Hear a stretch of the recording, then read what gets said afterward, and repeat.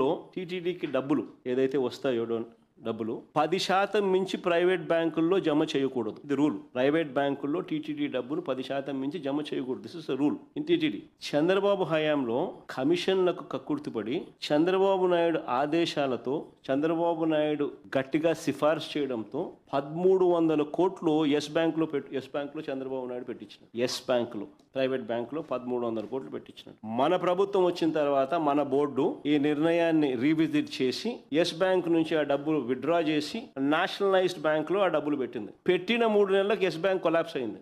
చెప్పండి స్కామ్ ఎక్కడ?